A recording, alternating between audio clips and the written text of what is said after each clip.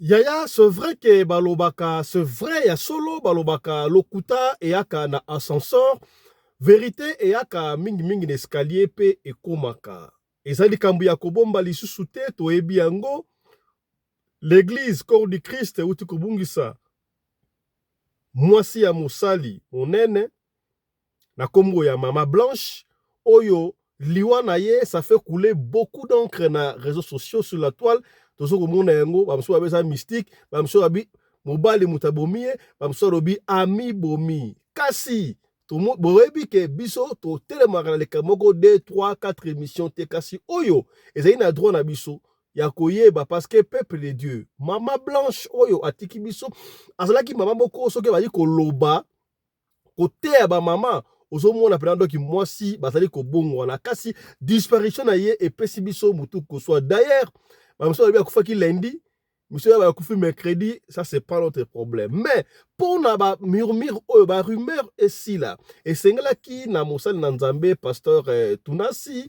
Marcelo a expliqué quand même Église Corps du Christ ce qui s'est passé. Tout le monde qui y a lesi, y a Denis aleka qui a lobby oya ko ikoloba msuba contre zaki msuba lobby ya solo alo makambo ya soto kena ikutu koluka même ba chef spirituel batali sabiso makambo oyo. Est-ce que c'est vrai? Mama Blanche akufi liwe Nzambe to ami bomi ndenge ngende ko sa chirurgie ndenge ba oloba ya awa na radio lokole to fuinaka tofuinaka na passé tofandaki boye te parce que vous continuez à nous appeler papa fiston sala biso enquête tokendaki kosala banquête tofuinaki yaya nzoka prophétie ezalaki ya makasi déjà 7 mois passés.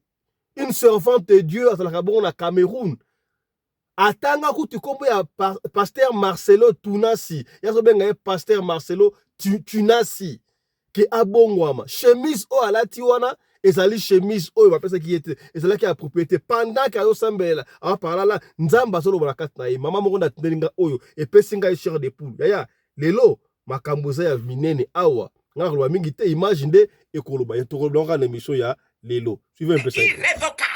Vous allez connaître que j'ai mandaté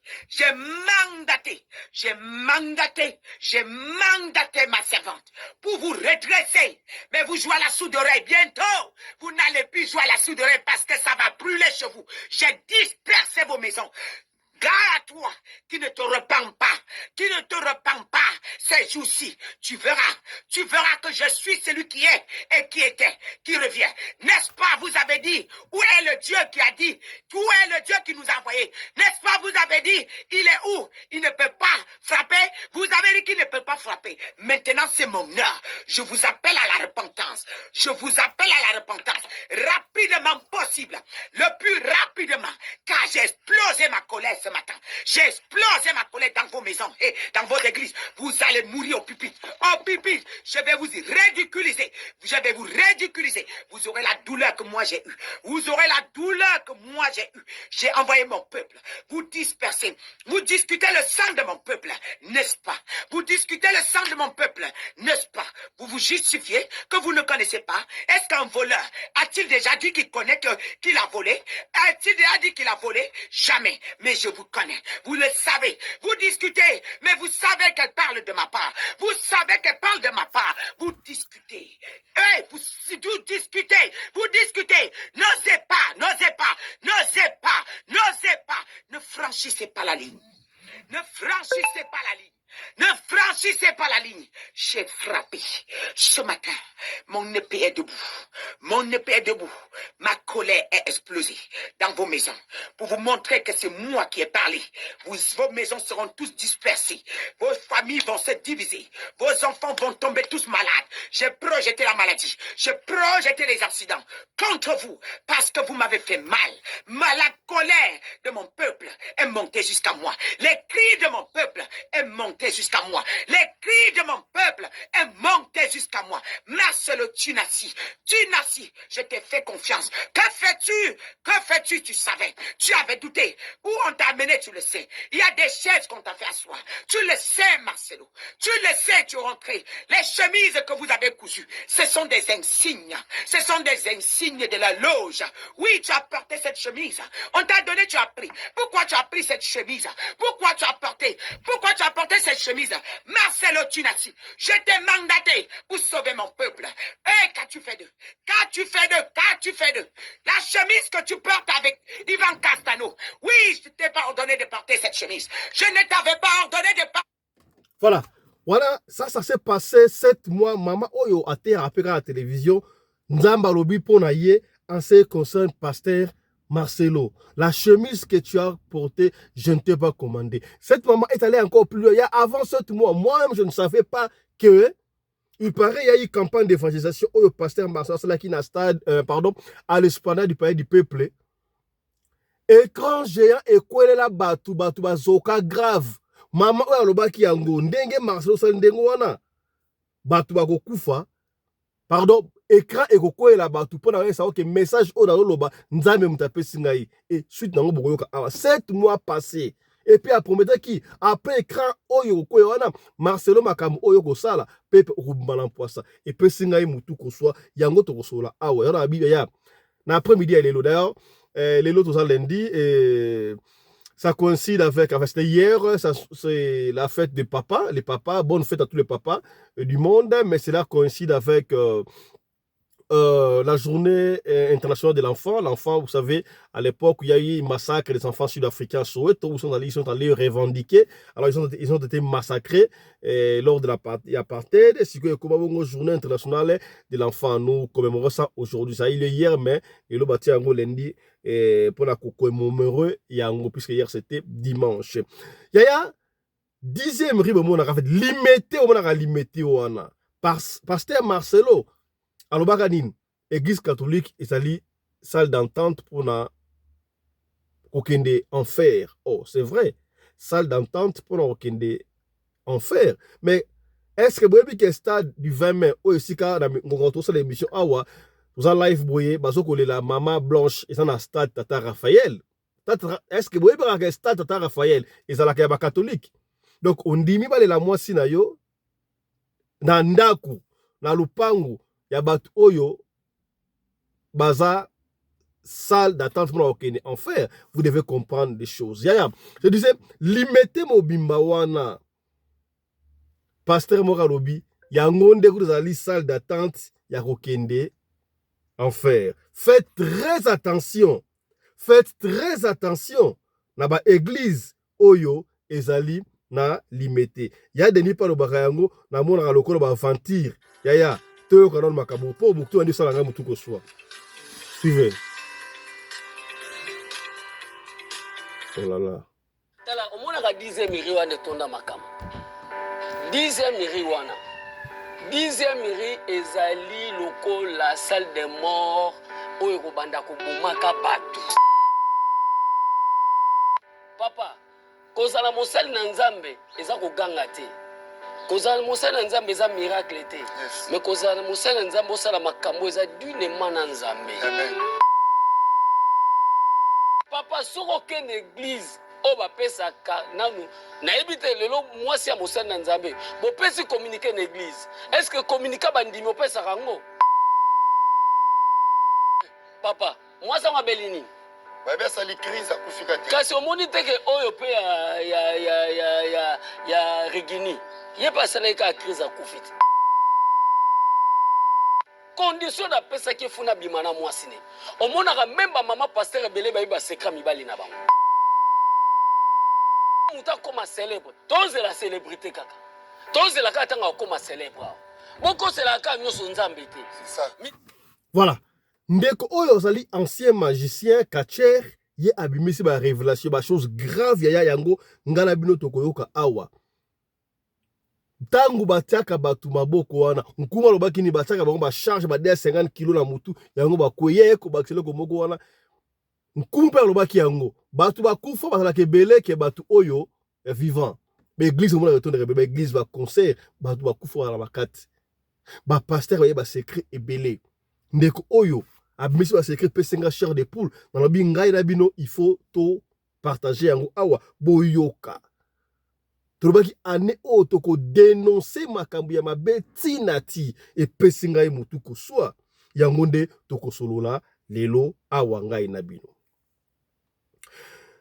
Mbote na bino bandeko balandi ya radio Lokoye télévision bisika nyos to bozwami. Merci na confiance pe fidélité.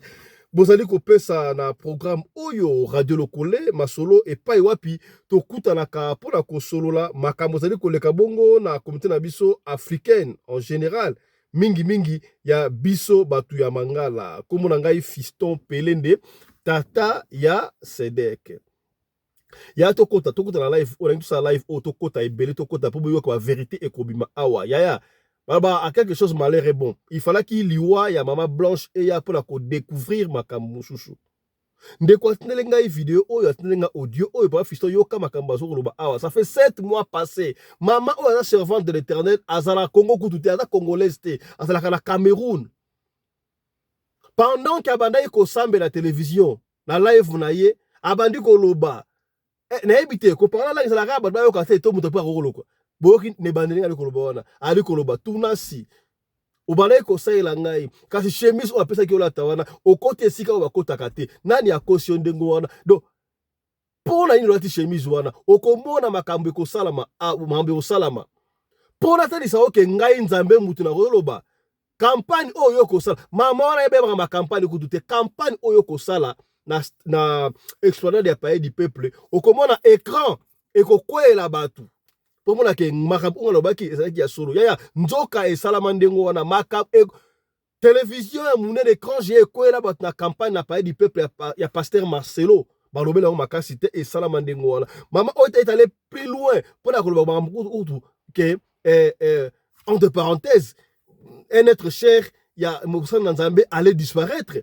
Aye koloba yango ngai epesi ngai motu kosto atnelinga alors makambo ba pasteur ba ali koloba tocha yango na motu ya nani tocha yango na motu ya nani na deuxième partie bino bokolanda comment est-ce que ex magicien oyo bon ngana ebité bango peta babenga ba ex par rapport na délivrer bango siko to balona na bango pe o ozalaki motu mabe ozalaki sataniste ozalaki magicien obongwani okomi soki pasteur soki nani obandi kotia batu maboko nani a délivrer yo. Nani yango a délivré yo. Il a expliqué, beaucoup dans la deuxième audio, comment est-ce que il est ancien magicien a allé ko expliquer ndenge ba pasteur ba sacrifiaka. Ndenge kutu ya bimana mwasi ya pasteur. Ndenge oya bimana bana ma passe ya pasteur. Pour na pasteur azo pouvoir ndenge ba kunda ntaba ya mobimba na ba soso moko ya mbali na mwasi pour batu bato na l'église. Batu ba kufa ba ya kan église. Tango pasala ngako yimba un peu plus tard akobayi na mbongo no surtout basonaki aboyi ba kufa ba l'église église qui propre ya mabonza auto tia ba chaque fois auto mabonza na église sambela ka pour mabonza kokeneka na église nengo to fanika mabonza miso tete offrande lungana ndaku mbongo offrande au sambeli nango soko tie nzamba ko yamba yango ya solo otia ko offrande pour na plaisir te ya wana eza deuxième partie ko bakasa ni to ba na première partie yo kama ya ngala ko ba mingi te. Nalo msaba mukende mama oya soloba azo sambela et puis oyo kamakambo oya koloba et kopesa au chair de poule mama oya za congolaise te aza camerounaise makambo oyo ekomeli osana na Nzambe Marcelo tunasi ya loba kiango 7 mois avant ya landa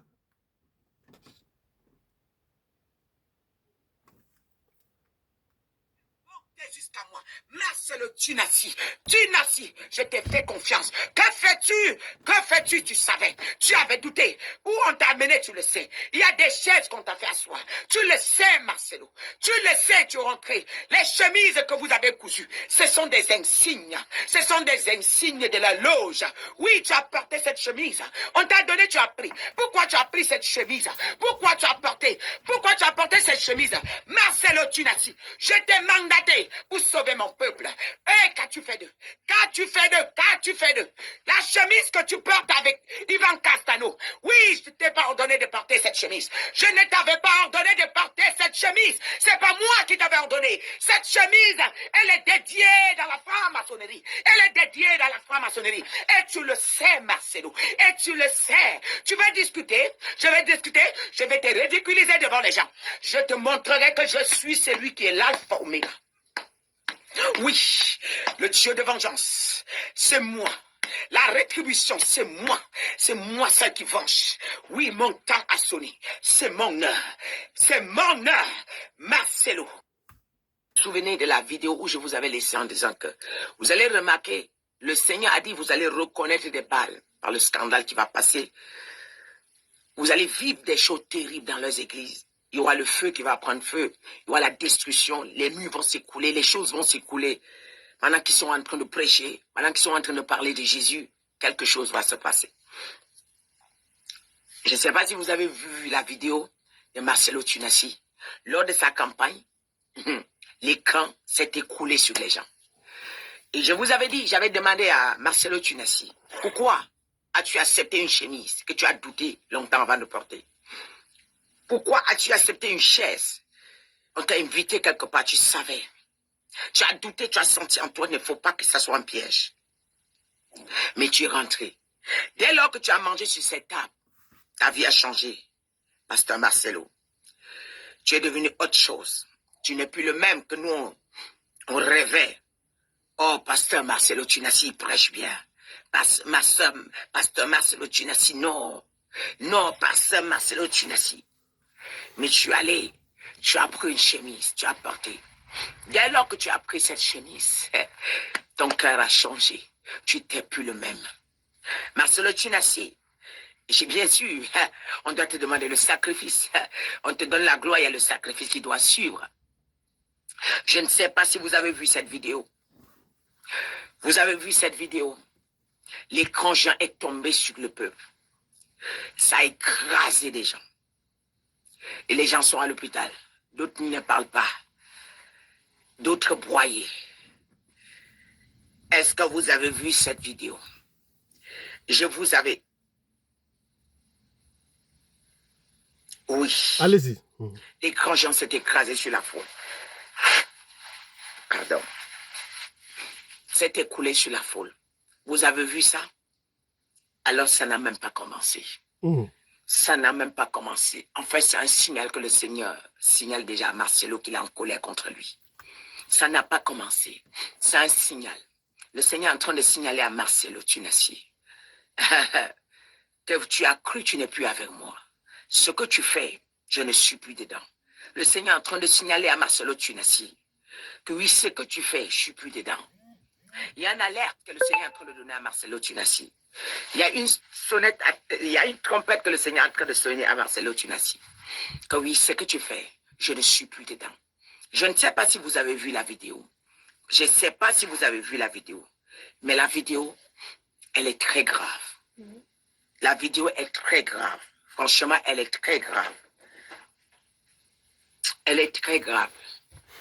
La vidéo, je crois qu'elle est ici. C'est une Camerounaise elle qui est parle. très grave, la vidéo.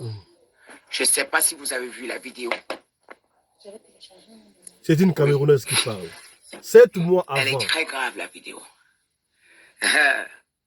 Derrière cette vidéo, je vais vous parler certaines choses. J'ai encore un message à adresser à Marcelo Tunasi. Ça ne...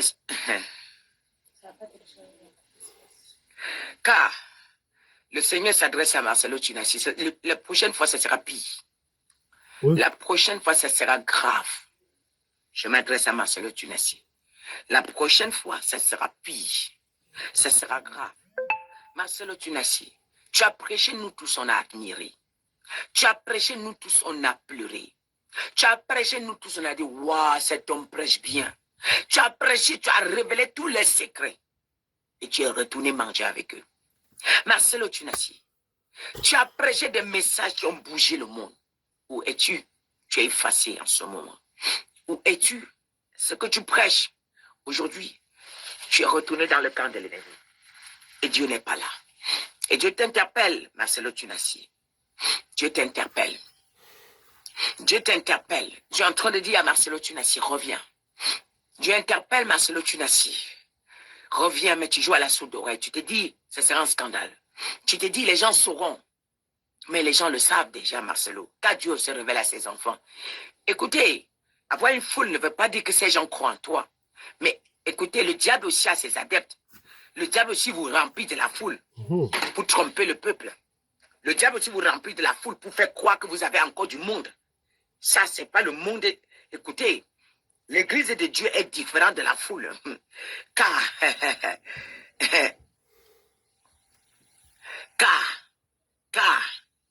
car les vrais saints, ils ont les yeux, ils ont les oreilles attentifs. Ils sentent l'esprit de Dieu. Ils connaissent la grâce. Ça, c'est Marcelo. L'écran géant tombe sur la foule lors d'une campagne d'évangélisation à Kinshasa. Allez-y, votez. Plusieurs blessés signalés. Un incident tragique s'est produit lors d'une campagne d'évangélisation dirigée par le pasteur Marcelo Tunassi à l'esplanade du Palais du Peuple à Kinshasa. Selon un bilan provisoire, une dizaine de personnes ont été blessées, dont 3 cas graves. Parmi les blessures signalées, on déplore une perte de connaissance, des blessures aux genoux et une colonne vertébrale brisée. Les blessés ont reçu des soins sur place, tandis que les cas les plus graves ont été pris en charge par les équipes médicales présentes lors de l'événement. Regardez. Avec du développement de la nation par l'équipe opérateur. Wow! Avec tout ça, Kamara, Ikitobara, et Sekekekara. C'est comme ça que les makambo esalama balobela biso yango te balobela biso L'écran géant yango te tombe sur la foule lors d'une campagne d'évangélisation à balobela biso Kinshasa. yango te Plusieurs blessés signalés. Un incident tragique s'est produit lors d'une campagne d'évangélisation dirigée par Vous le dites pasteur Dieu n'est pas Marcelo Dieu? Tunassi à l'esplanade du Palais Vous du pensez Peuple que à dans son Kinshasa. église, Dieu peut Selon permettre un ça? bilan provisoire, une dizaine de personnes ont été Emmanuel Tibi avait construit l'immeuble s'est écoulé, non? Parmi les blessures signalées. Ça a écrasé des milliers de personnes, non? Pour que sa renommée puisse monter. Une colonne vertébrale Il faut bien brisée. qu'il sacrifie. Les blessés ont reçu des Il soins faut sur bien place, le tandis que sacrifice. les cas les plus On graves doit lui demander le pris en sacrifice. charge par les équipes On lui a donné la foule. présentes. On lui a donné la foule. Ces images que vous voyez. On lui a donné la foule. Il faut bien maintenant le sacrifice. Les clients payent. C'est des pauvres brebis. Il a eu la foule. Il a eu la renommée. Les clients payent. C'est les pauvres brebis. Et il y a eu la renommée. Le monde, tout le monde connaît Marcelo Tunassi. Il y a le vues. Il est connecté. Oh. Il y a 10 000 personnes. Oh. Il y a 20 000 personnes. Oh. Mais est-ce que l'évangélisation, si Dieu est dedans? Est-ce que l'évangélisation, si Dieu est dedans? Pour que les gens s'écoutent, pour que les grands gens tombent sur les gens. Je vous avais averti le scandale qu'il va avoir dans les églises. Je ne vous ai pas dit? Dieu m'avait donné un signe de venir vous donner. Vous qui doutez, voilà le signe. Il m'a dit, il m'a parlé du feu, il m'a parlé de la destruction, que ça va s'écouler. Pendant qu'il y a des gens à l'église, il y aura le feu qui va prendre, il y aura des églises qui vont prendre feu. Il y aura des... à peine parler. Le Paul Mukendi, sa voiture a pris feu en pleine route. On a été fatigué, un petit feu. Le feu surmontait, c'était le feu de Dieu. Ce n'est pas le feu de l'ennemi. Paul Mukendi, sa voiture a pris feu là. Vous pouvez me combattre, mais ce qui est sûr, à la dernière minute là, vous allez me donner raison. Et parmi vous là, vous ne confessez pas, vous allez mourir. Voilà Paul, voilà Marcelo Tunassi. Voilà comment les grands gens sont tombés sur la foule. C'est Dieu, vous ne comprenez pas. Écoute, tu as eu les vues, non? Tu as la renommée, tu as la foule. Maintenant, il faut maintenant le sacrifice. Voilà le sacrifice qui commence. Tu as demandé, non? Voilà le sacrifice. Marcelo Tunassi, Dieu t'avait dit, Dieu t'a appelé, il t'a interpellé. L'orgueil est monté au-dessus. Tu ne veux plus écouter. La Bible dit, mes brebis entendent ma voix. Ils me connaissent. Vous pensez que vous pouvez bluffer les gens jusqu'à où? Les vrais élus de l'Éternel, ils vous connaissent. Les vrais élus de l'Éternel, ils connaissent. Voilà les grands géants. Voilà les grands géants qui est tombé sur la foule. Plusieurs blessés, écrasés. Ils sont à l'hôpital. Mon Dieu. On ne peut pas jouer avec Dieu. Mais ça n'a même pas commencé. Attendons seulement. J'ai reçu une vidéo de les gens, quelqu'un, il y a un Congolais, il était en train de dire que Marcelo Tunassi, sa prédication devient inquiétante. Comment Marcelo Tunassi peut donner les éloges à la France et donner les éloges aux États-Unis et maintenant critiquer le Congo? Voilà. Voilà. La vidéo là, les gens ne comprennent pas. Marcelo aujourd'hui est adhéré, un président qui est adhéré à l'ordre mondial ne peut pas critiquer les États-Unis. Un président qui a adhéré à la France, à l'ordre mondial, ne peut pas critiquer la France parce que les deux vont de pair. Maintenant, le Congolais ne comprenait pas pourquoi il dénigre le Congo autant. Il élève les États-Unis, il ne voit pas leur faute. Il élève aussi la France. Mais juste parce que Marcelo n'est plus lui. Il a pris une chaise que Dieu lui a interdit. Il a porté la chemise que Dieu lui a interdit. La chaise où il était allé manger là. Quand on l'avait invité, il a senti en lui que, est-ce que c'est... Mais on lui a présenté ce qu'il aime. Donc il devait escorter la foule, les médias. Il est parti s'asseoir sur la chaise. Demain... Voilà.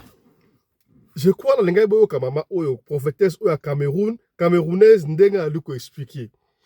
D'après ye Mosala Nzambe azalaki bien, abanaye kosala na bien. Kaka lokola papa ya Suisse alobaka. Soki osala makambo na très bien. Bato wana bakoya pa na yo bango moko ba proposer yo ndenge ba proposer ki Marcelo. Bayebisi ye yako sala boy tango aye akoti et Nzambe azalaki na kanda esaki ye zela makambo oyo osala parce que ce que tu as fait, moi je n'ai pas aimé. Et après ça qui va signe. Alors qui en très bien beaucoup mona. Et ça quand rapport à Marcelo moko te attaque na musuba mutu ke zika awa. Ba Paul Mukendi mutu ke zika et puis abi li César Moulayi kaka makambo oya de loba yango te. Yango te kaya de ndera lobaka. Na linga bino mo boyoka. Et silité. Yaya. Yoka siko makambo o ancien magicien akoloba sikabo. Yaya. Beglise oto kendaka. Full elaki sinzambete. Ancien magicien oyo. Ye asale quoi témoignage ya ye moko. Ndenge pasteur moko ayeba ni pe. Pasteur nga ute kokufu oya kendaki pa na ye. Akoma na succès. Akoma na succès. Akoloba yango yimo awa. Quelles sont les conditions oyo après ça qui passe? Ya tolanda makam très bien passé oyo ngoloba et ko édifier yo. Le on a dit ko ba mingi talingi boyo ka beaucoup. Ya tout ça live hein. Benga bande ko ba kota partager lien. Tala tina radio lokole tolingaka papa na mama vanda wana. Na bana botala pour la simon pour retirer quelque chose. Awa na ebi la télévision ya ba papa ya boania bazalaka, ba ya boania bazalaka, baleki ya boania bazalaka, tout la sagesse ni surtout. Landa et puis vous allez comprendre quelque chose. Suivez ceci. Pasteur ancien magistrat. Landa. Père de moi Sinaï. Oh vraiment? Effectivement, je crois photo ça on a plein média au Tchela Bisso. La ligne n'a pas éclairci ba Nzambe tant qu'un ancien magicien parce que oyebisa nga mikolo leki. Oyebi ba secret ya ba pasteur ebeli. Tala omona ka 10e miri wana tonda makam.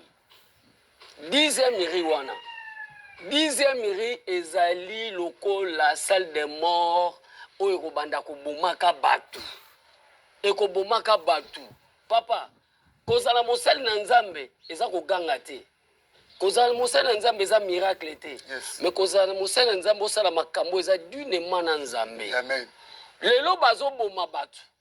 Pona kopesa lokumu no nana ondima kenga na bomaki mutu bako wangana papa soko ken église o ba pesa ka nanu na ebite lelo mwasi ya mosali na Nzambe bo pesi communiquer na église est-ce que communiquer bandimi opesa kango yo zo ndima ba pesa ka communiquer mwasi no lelo po akufi pona nino pesa ka bandimi te église yo se pesa ka communiquer ya mutu akufi na kati église eza église satanique. Donc c'est que pasteur Marcelo lekisi mwasi na ye papa moi ça m'appelle nini ba sali crise akufika te kasi omoni teke oyo pe ya Regini ye pa sala ka crise akufiti ka ezala crise muta lobaka maladi solo muta akufeli azate et tant que un ancien magicien donc oyebaka ba misala ba pasteur papa ngai na vanda boye pasteur moko aye pananga ya Kinshasa awo o nazolo bango aza pe reconnu azalaki kakawa akufa pe ayapa nanga alobi maître Zabolo na lingi osala ngai condition napesaki efuna bima na mwasi ne omonaka même bamama pasteur ebele bayi baseka mibali na bango oui oui oyo na monde de ténèbre mpo moto akoma célèbre tozela célébrité kaka tozela kaka ntango akoma célèbre awa bokoselaka kaka nyonso nzambe te miracle nyonso eza nzambe te na bandi baolobaka ke lokola azalaki ndoki azalaki magicien yango azoloba bongo nalobi loba vérité pasteur où est ta femme? donc ayebisika mwasi na mais papa comment moto alalaka no mbetu moko soko lelo ke ayeba honte mais c'est un homme de Dieu aza l'église ya munene papa église nana yebi so na kati église bandimi nyonso bazaka baza bato oh donc tofungola na parenthèse ba plein nyonso tomona na l'église wala mama tuna pasteur wana est-ce que ayebi ba adresse bandimi wana nyonso yo yebisa biso take yo ozalaki kuna Yesu abimisi yo yango nalingi nayebisa ntango pasteur wana yaki omoni beaucoup plus bato balobelaka ba plein oui na bato bakufa bayaka ba culte ah bon mais napesa o verset moko awa église moko ya munene lobaka ezalaki na Lévitique chapitre 20 verset 6 babisi quelqu'un s'adresse aux morts aux des esprits yes balobaka santuyaka oui. Santuyaka papa nayebisa yo na bato bakufa bayaka ba culte donc ba plein tozomona na balimete wana donc yo zo confirmer taka na nazoloba ngo etant que ancien magicien na bato bakufa bayaka na culte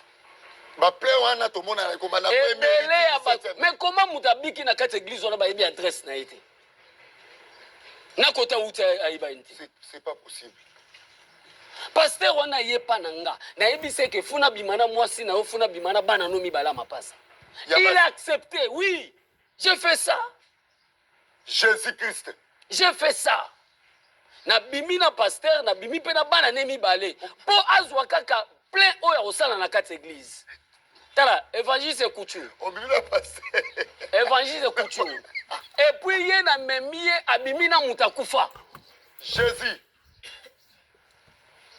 tala papa omoni ebele lelo bato ebele bayebi nga bayebi tangu na lobaka je dis seulement que rien que la vérité amen nga nazalaka na Jean chapitre 8 verset 32 amen. Et vous connaîtrez la vérité vous affranchira ba plein nyonso eza na kati église papa eza ya nzambe te ekutu na nga oh Jésus tala omoni 10 personnes oza na bango oyebi ba adresse na bango oyebi ba numéro na bango ya téléphone que le Seigneur te bénisse alléluia comment moto aya na église abiki mais ayebani kota uti te et puis église na yo kaka bato babiki oyo baya nanu na église ata motu moko azwa délivrance te suite ya pasteur wana ntango bimi na mwasi na bana ne ya mapasa mibale alukaki azwa nini mpo ayebana c'était comment ayepa na nga alobi maître Zabolo naza na poso osala ngai na posa nazwa succès osala ngai nalobi premièrement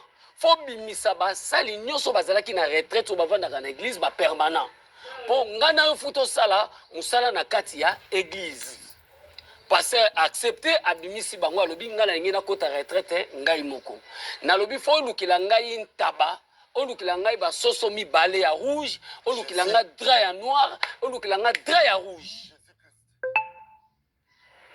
ntango bango babimi toye na kati ya temple na 0 heure naye liboso ya église tala omoni baye liboso ya baéglise ya bato ebele il y a des services qui avaient fait là-bas eza na makambo esalami na baentrée mpo entrée église nde ezalaka bénédiction ya bato nyonso amen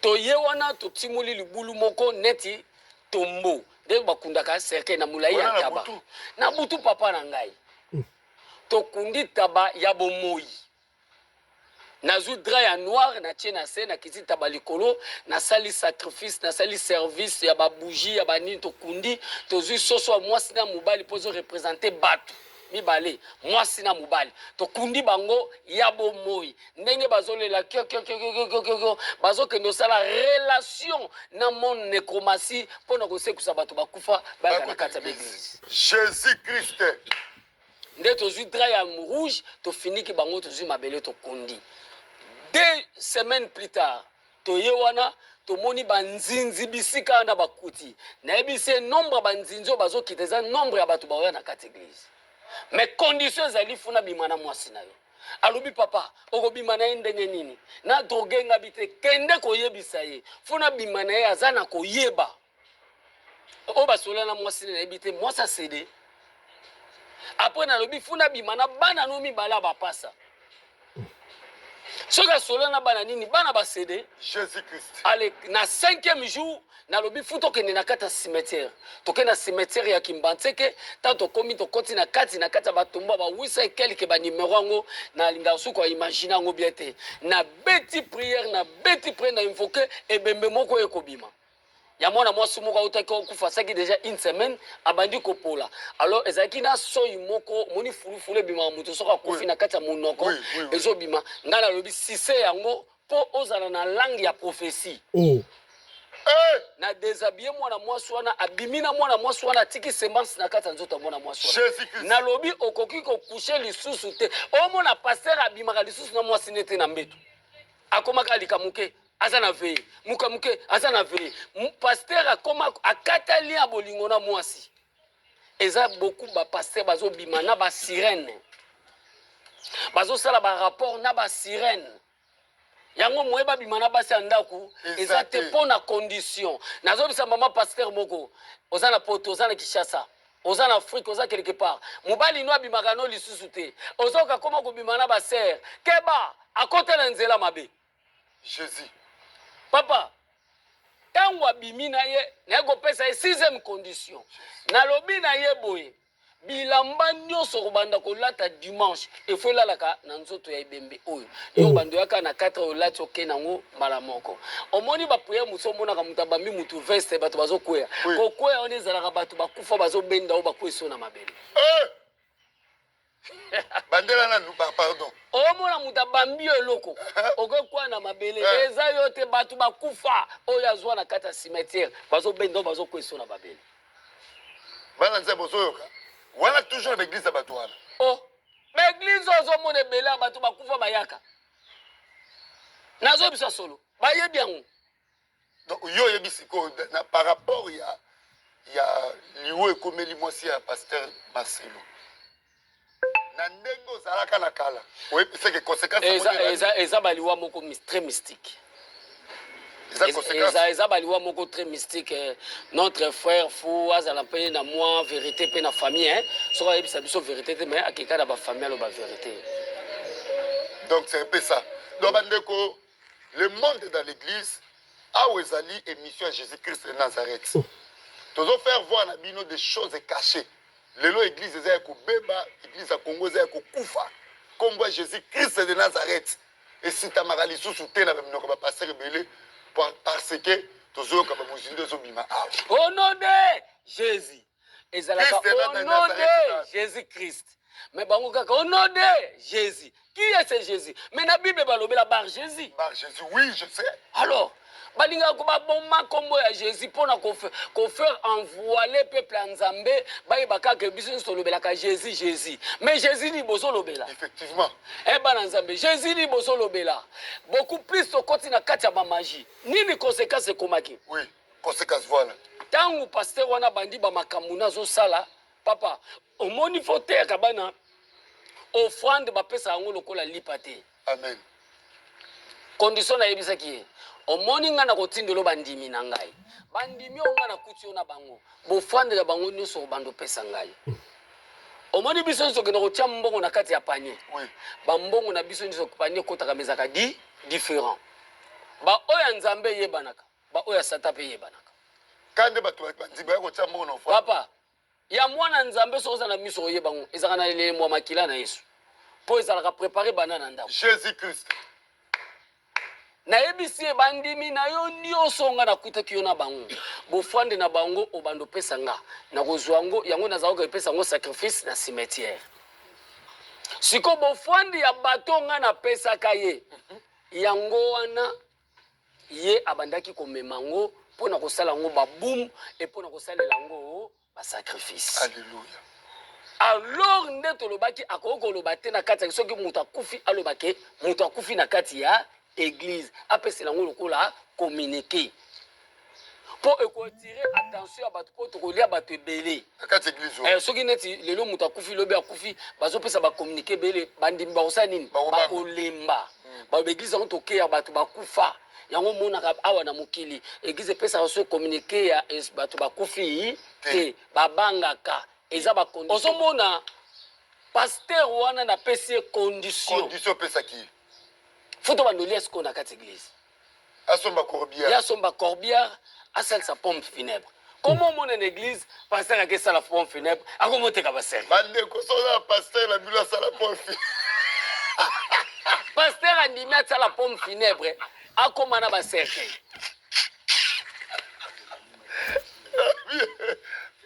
bozoyoka na bacercueil depuis bacercueil mpo kunda nani mpo priere no na ntongo ezala nini bien pasteur azala ono pasteur ala bafere banini pasteur aza na morgue pasteur aza na pompe funèbre est-ce que bokomi continue pardon est-ce que bokomi ozomona pasteur azaka na morgue na morgue donc ya koma na social ote nazosunga pe même na poto omona jamais pasteur aza na pompe funèbre Na morgue. même na poto omona jamais pasteur aza na morgue même na poto omona te pasteur aza na dépôt funèbre ya bacercueil mais awa na Congo je connais d'autres pasteurs baza na ba pompe funèbre baza na ba corbière baza na ba morgue pasteur siko prière na yo ezalaka banene basala kuna bakota donc en réalité eza bato bajara bato oyo batu yango ozomona bato bazoba pasteur na biso akundelaka biso bato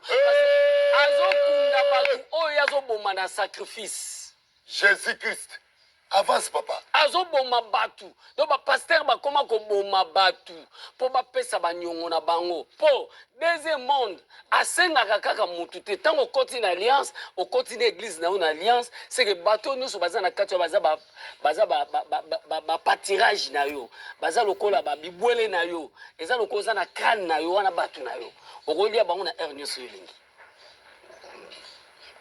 bana nzambe ozoyoka avoue la parole siko pasteur wana pendant ke abandi kopesa ngai bambongo nazokunda nde aye kosala pe morgue tobandi ko nini oyo aye kosala pompe funèbre asombi de corbière akomi kopesa nga bato ngai naza kozala chaque dimanche na église navandi na kiti ya suka mais condition toyokanaki na ye ti akei deuxième monde azwaka toyokanaki na ye te alela ye kododa mwana lipasa moko olekisi olie mpo na deuxième monde fotya point na kati ya site même okolia bato mosusu yo mpe fo pesa oyo eza nature na yo yango wana bazopesa yango nani yango bakomopesa donc il faut basenga nature ya yo fo pesa oyo ezali na kati ya bantrai na yo na question pasteur moko mpe autokufa avant kufa mwana na ye moko mpe nano ya mwasi akufaki me ezalaki à l'étranger pasteur moko akufaki mwana nde ntango bazokunda ye namonaki bacheval boye effectivement après ye moko mpe akufi ye moko mpe akufi ekasi ti na deuxième monde ezali okopesa nature na yo yo moko mpe okomipesa ntango omoni kozokende mpo obatela oyo ezoya nsima est ce que mutu mpe ayebaka ke soki alinga kufa oyeba parenthèse mpo tokozongelaka na deuxième monde bakolakisa yo kokokufa deuxième monde okolakisa yo eza boye papa omoni nalandaki vie moko ya biso aolobela sur la mort nasepelaka mpe na vie yango mingi vie mbio vie mbio ya bengaka bato basalomo nga mpe nakomobenga ye vie mbio alobi moto akoyeba akufa te kafo ozala moto akisi te bisika na vie akompandaki te totangaki koma yesu azoyeba kufa na ye ntango azolinga akende tolobi yesu na mabele awa par bonzambe azalaki 100% homme donc na bomoto moto asentiraki bangwaze ayebiki alingi okabwana na bato mpasi wana omonaka teke ndeko nomo tokende hôpital boye azolinga otala susu bato te ayebi déjà baselile ya nzoto nde ezolakisake ngai na mokili na kozala te babenga yango angoise na bandi vi ayebi yango bien ye bafrançais bien babiloko na obeta via yebi yango makasi na spesa ke mbote mingi aza révolutionnaire aloba makambo moko eza vérité bato bamonaka neti aloba makambo eza na mutuna esala te ye ba uta na kisi ye pa yebi ye aza koloba baliseke de ye aza koloba liseke ye azoloba mbio mafuta babiloko unkra ye beta babiloko wana akosa yango eza na munoko mboka na bango biso nyonso lokuta bon ayebi kota telemeli ye pa yebi kobima na magie eza paste na asalaki ye délivrance po abima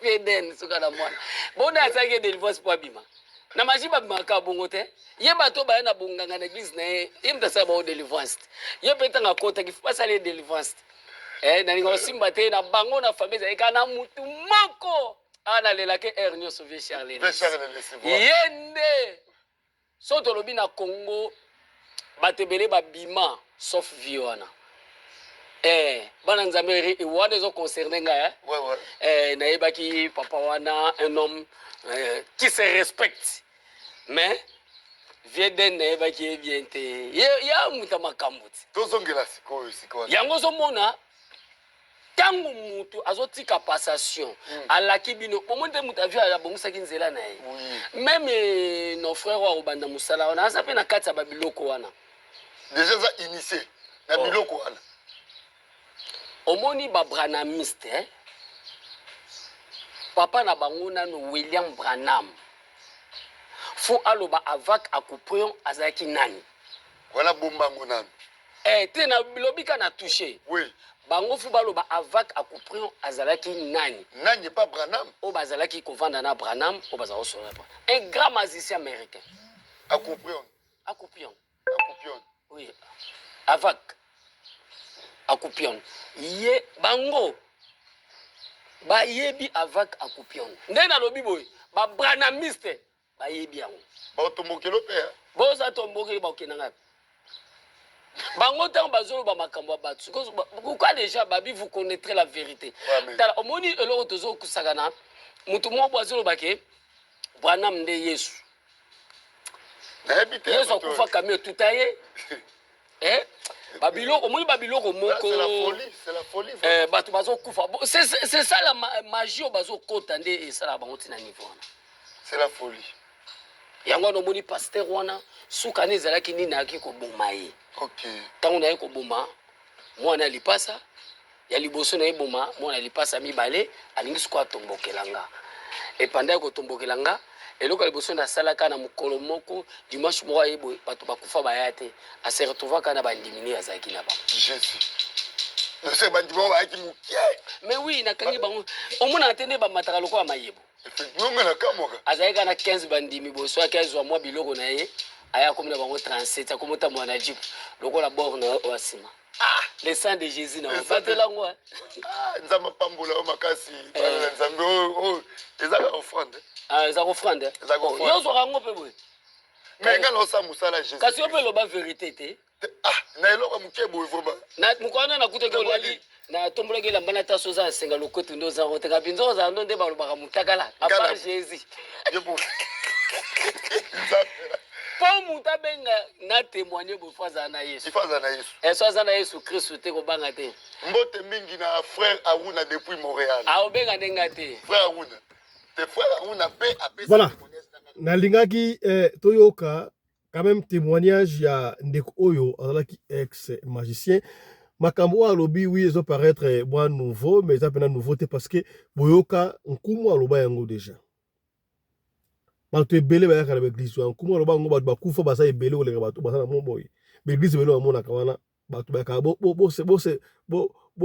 boselesaka complexe te na baplein église wana oyoki mama wana ya camerounaise ndenge alobi nalingaki koloba te po ezalaki papa fisio moto olobaki nalingaki bino moko boyoka yango na après mida lelo nalingaki tosala live boyoka yango contradiction sur contradiction église catholique ezali salle d'attente ya kokende enfer mais comment est-ce que olela mwasi na yo na lupangu oyo ezali na salle d'attente bato bakokende enfer est-ce que komi vous comprenez ça ndeko auti koloba